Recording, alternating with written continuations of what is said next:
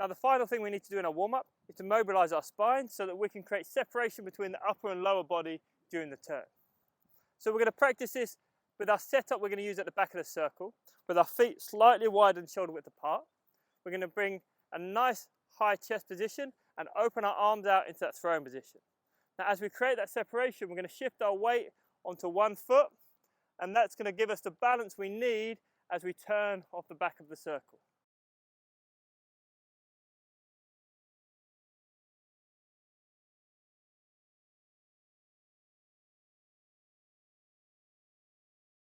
Now as we turn off the back of the circle, we need to make sure that we create a big range of movement, but also that we create balance and control through the turn.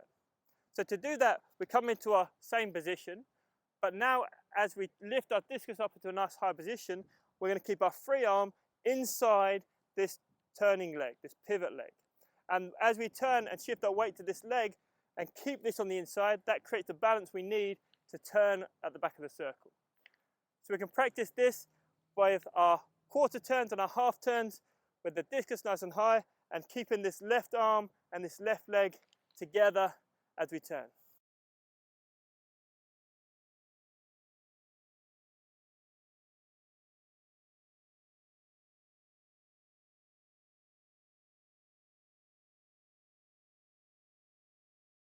Now our turn from the back of the circle is going to be a 3/4 turn. We're going to start facing the back of the circle and we're going to turn all the way to the middle of the circle. So we can practice this in our 3/4 turn, where we're going to set the same position. We're just going to try and hold this tension through our thighs and keep this arm inside this free leg all the way to the middle.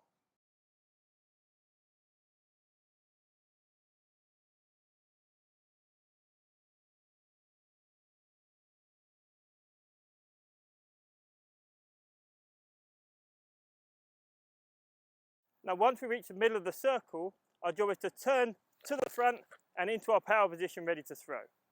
Now the power position should mean that we have our rear foot slightly ahead of our front foot. That gives us the freedom we need to turn to the front ready for delivery. So we're going to practice this with our turns down the line, where we can have our 3/4 turn gets us to the middle and our second half of our turn turns us into the power position.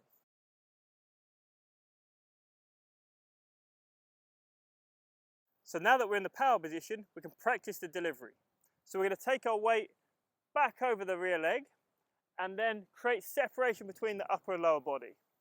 From here, all we do is turn to the front and release from a nice tall position.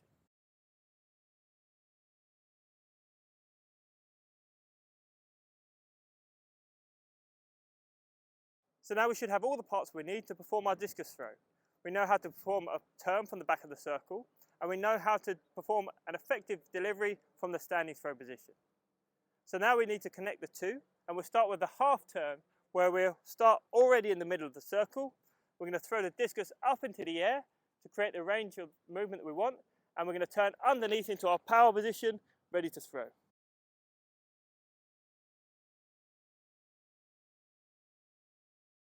So finally we're ready to complete our full throw. So we're going to have our nice wide feet at the back, and as we turn from the back of the circle, we're going to keep this inside arm in line with our pivot foot. From here we turn to the middle of the circle and then run into our power position, ready for release.